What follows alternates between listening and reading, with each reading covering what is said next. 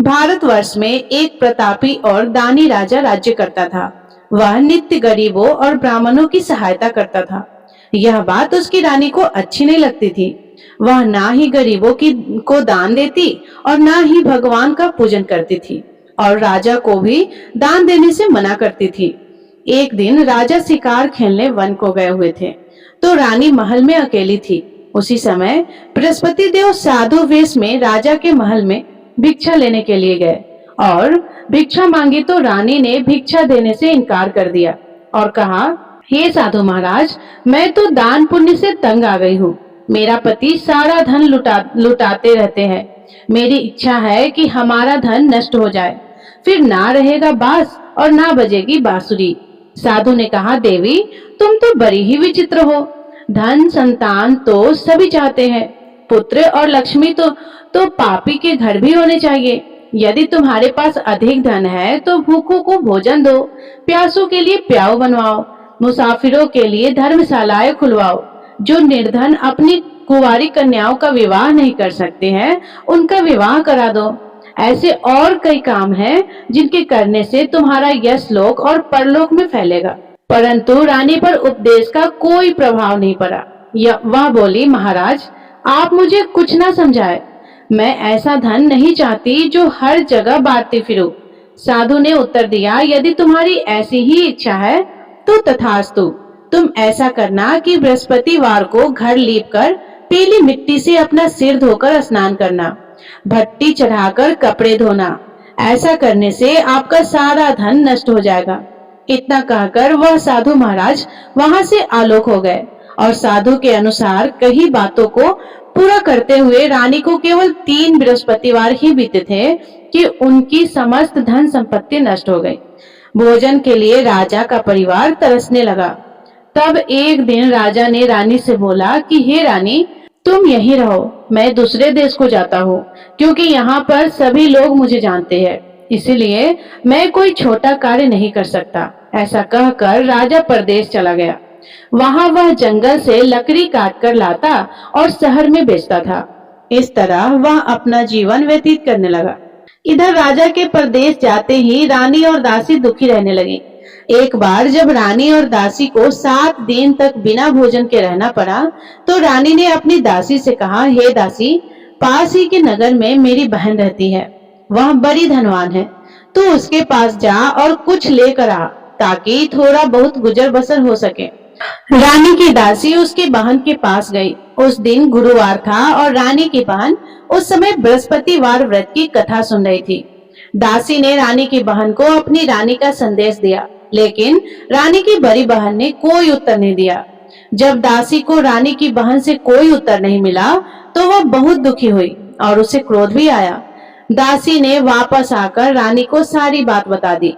सुनकर रानी ने अपने भाग्य को कोसा। उधर रानी की बहन ने सोचा कि मेरी बहन की दासी आई थी, परंतु मैं उससे नहीं बोली, इससे वह बहुत दुखी हुई होगी। कथा सुनकर और पूजन समाप्त करके वह अपनी बहन के घर आई और कहने लगी, हे बहन, मैं बृहस्पतिवार का व्रत कर रही थी। तुम्हारी दासी मेरे घर आई थी, परंतु जब तक कथा होती है तब तक ना तो उठते हैं और ना ही बोलते हैं, इसीलिए मैं नहीं बोली। कहो, दासी क्यों गई थी? रानी बोली, बहन, तुमसे क्या छिपाऊं, हमारे घर में खाने तक को अनाज नहीं था। ऐसा कहते कहते रानी की आंखें भर आई। उसने दासी समेत पिछले 7 दिनों से भूखे रहने तक की बात अपनी बहन को विस्तार पूर्वक सुना दी। रानी की बहन बोली, देखो बहन, भगवान बृहस्पति सबकी मनोकामनाओं को पूरा करते हैं। देखो, शायद तुम्हारे घर में अनाज रखा हो। पहले तो रानी को विश्वास नहीं हुआ, पर बहन के आग्रह करने पर उसने अपनी दासी को अंदर भेजा, तो उसे सचमुच अनाज से भरा एक घड़ा मिल गया। यह देखकर दासी को बड़ी हैरानी हुई। दासी रानी से कहने लगी, हे रानी, जब हमको भोजन नहीं मिलता है तो हम व्रत ही तो करते हैं, इसलिए क्यों ना इनसे व्रत और कथा की विधि पूछ ली जाए, ताकि हम भी व्रत कर सके। तब रानी ने अपनी बहन से बृहस्पतिवार व्रत के बारे में पूछा। उसकी बहन ने बताया, बृहस्पतिवार के व्रत में चने की दाल और मुनक्का से विष्णु भगवान का केले की जड़ में पूजन करे तथा दीपक जलाए। व्रत कथा सुने और पीला भोजन ही करे। इससे बृहस्पति देव प्रसन्न होते हैं। और व्रत और पूजन विधि बताकर रानी की बहन अपने घर को लौट गई। 7 दिन के बाद जब गुरुवार आया तो रानी और दासी ने व्रत रखा। घुड़साल में जाकर चना और गुड़ लेकर आई। फिर उससे केले की जड़ तथा विष्णु भगवान का पूजन किया। अब पीला भोजन कहाँ से आए, इस बात को लेकर दोनों बहुत दुखी थी, क्योंकि उन्होंने व्रत रखा था। इसीलिए बृहस्पति देव उनसे प्रसन्न थे। इसलिए वे एक साधारण व्यक्ति का रूप धारण करके 2 थालों में सुंदर पीला भोजन दासी को दे गए। भोजन पाकर दासी बहुत प्रसन्न हुई और फिर रानी के साथ मिलकर भोजन किया। उसके बाद वे सभी गुरुवार को व्रत और पूजन करने लगी। बृहस्पति भगवान की कृपा से उनके पास फिर से धन संपत्ति आ गई, परंतु रानी फिर से पहले की तरह आलस करने लगी। तब दासी बोली, देखो रानी, तुम पहले भी इस प्रकार आलस करती थी। तुम्हें धन रखने में कष्ट होता था, इस कारण सभी धन नष्ट हो गया। और अब जब भगवान बृहस्पति की कृपा से धन मिला है तो तुम्हें फिर से आलस्य होता है। रानी को समझाते हुए दासी कहती है कि बड़ी मुसीबतों के बाद हमने यह धन पाया है, इसीलिए हमें दान पुण्य करना चाहिए, भूखे मनुष्यों को भोजन कराना चाहिए और धन को शुभ कार्यों में खर्च करना चाहिए, जिससे तुम्हारे कुल का यश बढ़ेगा, स्वर्ग की प्राप्ति होगी और पितृ प्रसन्न होंगे। दासी की बात मानकर रानी अपना धन शुभ कार्यों में खर्च करने लगी, जिससे पूरे नगर में उसका यश फैलने लगा। उधर एक दिन राजा दुखी होकर जंगल में एक पेड़ के नीचे आसन जमाकर बैठ गया। वह अपनी दशा को याद करके व्याकुल होने लगा। बृहस्पतिवार का दिन था। एकाएक उसने देखा कि निर्जल वन में एक साधु प्रकट हुए। वह साधु वेश में स्वयं बृहस्पति देव थे। लकड़हारे के सामने आकर बोले, हे लकड़हारे, इस सुनसान जंगल में तू इतना चिंता मग्न क्यों बैठा है? लकड़हारे ने दोनों हाथ जोड़कर प्रणाम किया और उत्तर दिया कि महात्मा जी, आप सब कुछ जानते हैं, मैं क्या कहूँ। यह कहकर रोने लगा और साधु को अपनी आत्मकथा सुनाई। महात्मा जी ने कहा, तुम्हारी स्त्री ने बृहस्पतिवार के दिन बृहस्पति भगवान का निरादर किया है, जिसके कारण रुष्ट होकर उन्होंने तुम्हारी यह दशा कर दी है। अब तुम चिंता को दूर करके मेरे कहने पर चलो तो तुम्हारे सब कष्ट दूर हो जाएंगे और भगवान पहले से भी अधिक संपत्ति देंगे। तुम बृहस्पतिवार के दिन कथा किया करो। 2 पैसे के चने मुनक्का लाकर उसका प्रसाद बनाओ और शुद्ध जल से लोटे में शक्कर मिलाकर अमृत तैयार करो। कथा के पश्चात अपने सारे परिवार और सुनने वाले प्रेमियों में अमृत व प्रसाद को बांटकर खुद भी ग्रहण करें। ऐसा करने से भगवान तुम्हारी सब मनोकामनाएं को पूरी करेंगे। साधु के ऐसे वचन सुनकर लकड़हारा बोला, हे प्रभु, मुझे लकड़ी बेचकर इतना पैसा नहीं मिलता जिससे भोजन के उपरांत कुछ बचा सकूं। मैंने रात्रि में अपनी स्त्री को व्याकुल देखा है। मेरे पास कुछ भी नहीं है जिससे मैं उसकी खबर मंगा सकूं। और फिर बृहस्पति देव की क्या कहानी सुनो, मुझको तो कुछ भी मालूम नहीं है। साधु ने कहा, हे लकड़हारे, तुम किसी बात की चिंता मत करो। बृहस्पतिवार के दिन तुम रोजाना की तरह लकड़ियां लेकर शहर को जाओ। तुमको रोज से दुगना धन प्राप्त होगा, जिससे तुम भली भांति भोजन लोगे और बृहस्पति देव की पूजा का सामान भी आ जाएगा। बृहस्पति देव की कथा इस प्रकार है, सुनो। प्राचीन काल में एक ब्राह्मण रहता था। वह बहुत निर्धन था। उसकी कोई संतान नहीं थी। उसकी स्त्री बहुत मलिनता के साथ रहती थी। वह स्नान नहीं करती थी, किसी देवताओं का पूजन नहीं करती थी। इससे ब्राह्मण देवता बड़े दुखी रहते थे। बेचारे बहुत कुछ कहते थे, किंतु उसका कुछ परिणाम नहीं निकला। भगवान की कृपा से ब्राह्मण की स्त्री के कन्या रूपी रत्न पैदा हुआ। कन्या बड़ी होने पर प्रातः स्नान करके विष्णु भगवान का जाप और बृहस्पतिवार का व्रत करने लगी। अपने पूजन पाठ को समाप्त करके विद्यालय जाती तो अपनी मुट्ठी में जौ भर के ले आती और पाठशाला के मार्ग में डालती जाती। तब यह जौ स्वर्ण के हो जाते तो लौटते समय उनको बीनकर घर ले आती। एक दिन वह बालिका सूप में उस सोने के जौ को फटककर साफ कर रही थी कि उसके पिता ने देख लिया और कहा, हे बेटी, सोने की जौ के लिए सोने का सूप भी होना चाहिए। दूसरे दिन बृहस्पतिवार था।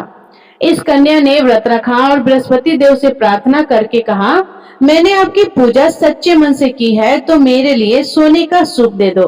बृहस्पति देव ने उसकी प्रार्थना स्वीकार कर ली। रोजाना की तरह वह कन्या जौ फैलाती हुई जाने लगी। जब लौटकर जौ बीन रही थी तो बृहस्पति देव की कृपा से सोने का सूप मिला।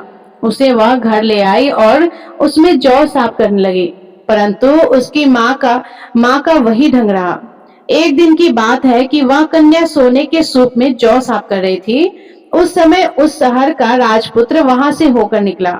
इस कन्या के रूप और कार्य को देखकर मोहित हो गया और अपने घर आकर भोजन और जल त्याग कर उदास होकर लेट गया। राजा को इस बात का पता लगा तो अपने प्रधानमंत्री के साथ उसके पास गए और बोले, हे बेटा, तुम्हें किस बात का कष्ट है? किसी ने तुम्हारा अपमान किया है अथवा और कोई कारण हो सो कहो, मैं वही कार्य करूंगा जिससे तुम्हें प्रसन्नता हो। अपने पिता की राजकुमार ने बातें सुनी तो वह बोला, मुझे आपकी कृपा से किसी बात का दुख नहीं है, किसी ने मेरा अपमान भी नहीं किया है, परंतु मैं उस लड़की से विवाह करना चाहता हूँ जो सोने के सूप में जौ साफ कर रही थी। यह सुनकर राजा आश्चर्य में पड़ गया और बोला, हे बेटा, इस तरह की कन्या का पता तुम ही लगाओ, मैं उसके साथ तेरा विवाह अवश्य ही करवा दूंगा। राजकुमार ने उस लड़की के घर का पता बताया। तब मंत्री उस लड़की के घर गए और ब्राह्मण देवता को सभी हाल बताया। ब्राह्मण देवता राजकुमार के साथ अपनी कन्या का विवाह करने के लिए तैयार हो गया तथा विधि विधान के अनुसार ब्राह्मण की कन्या का विवाह राजकुमार के साथ हो गया। कन्या के घर से जाते ही पहले की भांति उस ब्राह्मण देवता के घर में गरीबी का निवास हो गया।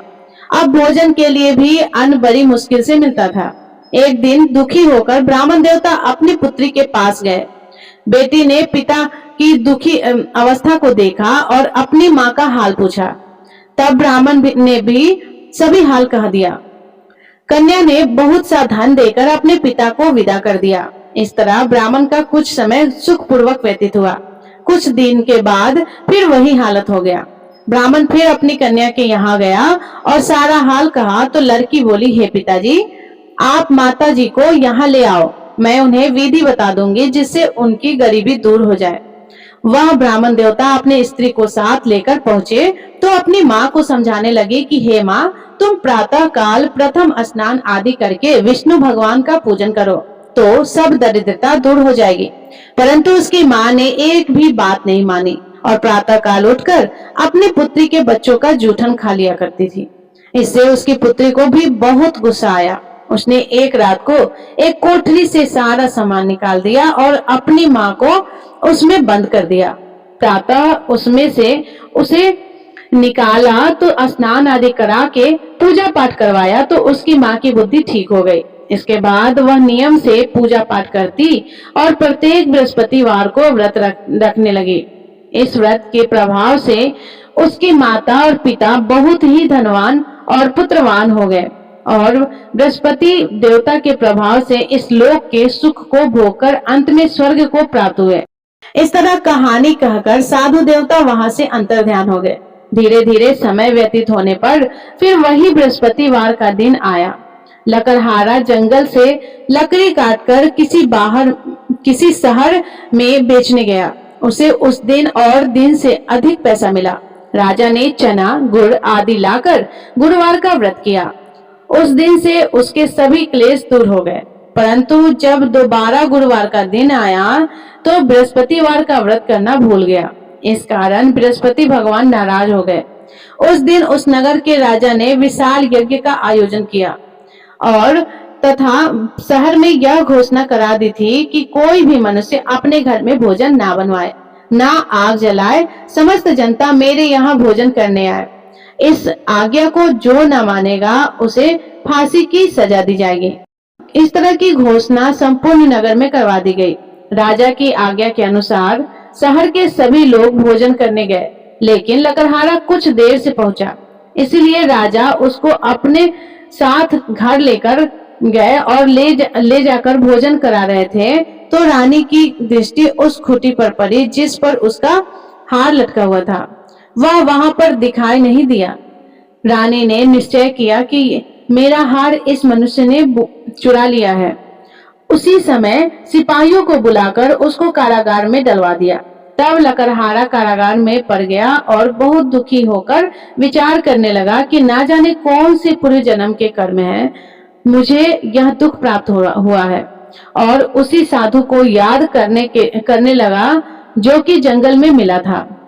उसी समय तत्काल बृहस्पति देव साधु के रूप में प्रकट हुए और उसकी दशा को देखकर कहने लगे, अरे मूर्ख, तूने बृहस्पति देव की कथा नहीं करी, इस कारण तुझे दुख प्राप्त हुआ है। अब चिंता मत करो, बृहस्पतिवार के दिन कारागार में दरवाजे पर 4 पैसे पड़े मिलेंगे, उनसे तू बृहस्पति देव की पूजा करना, तेरे सभी कष्ट दूर हो जाएंगे। बृहस्पतिवार के दिन उसे 4 पैसे मिले। लकड़हारे ने कथा कही।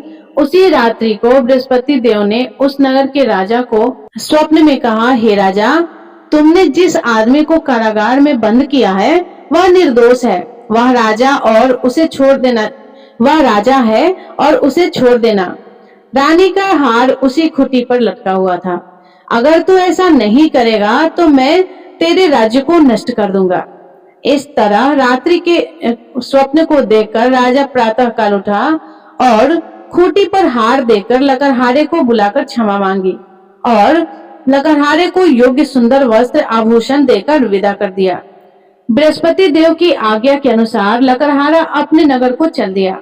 राजा जब अपने नगर के निकट पहुंचा तो उसे बड़ा आश्चर्य हुआ।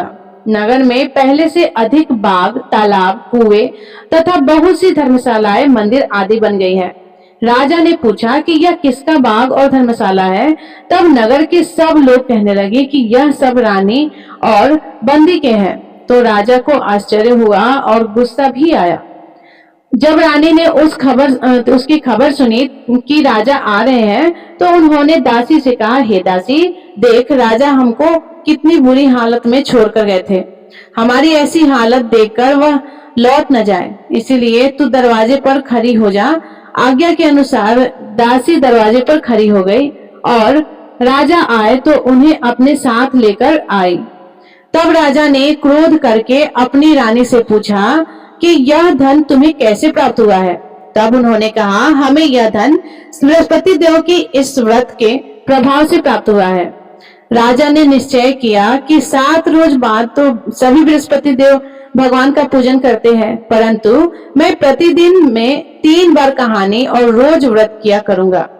अब हर समय राजा के दुपट्टे में चने की दाल बंधी रहती और दिन में 3 बार कहानी कहते। एक रोज राजा ने विचार किया कि चलो अपनी बहन के यहाँ हो आवे। इस तरह निश्चय करके राजा घोड़े पर सवार होकर अपनी बहन के यहाँ को चलने लगा। मार्ग में उसने देखा कि कुछ आदमी एक मुर्दे को लिए जा रहे हैं। उन्हें रोककर राजा कहने लगा, अरे भाइयों, मेरी बृहस्पति देव की कथा तो सुन लो। वे बोले, लो, हमारा तो आदमी मर गया है और इसको अपनी कथा की परी है। परंतु कुछ आदमी बोले कि अच्छा कहो, हम तुम्हारी कथा भी सुनेंगे।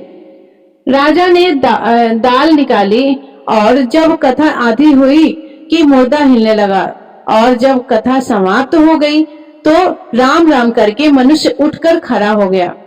आगे मार्ग में उसे किसान खेत में हल चलाता मिला तो राजा ने उसे देखकर बोला, अरे भैया, तुम मेरे बृहस्पतिवार की कथा तो सुन लो।